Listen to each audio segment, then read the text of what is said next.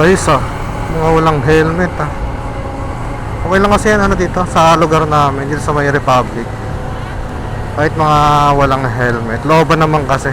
Bihira lang yung nanguhuli. Kung nagugutom talaga. Pero kung normal lang din. Kunyari, mamalagi ka lang dito sa looban. Wala naman naninikit dito. Tsaka wala namang inuhuli na no helmet. Kasi looban naman siya. Kahit sa checkpoint. Tignan nyo pag may checkpoint na tataanan to. Kasi paps na walang helmet.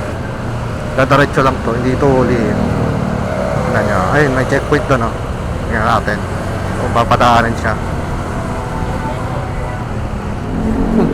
May tuto. Hinto ka pa. Baka lusot pa yun ah.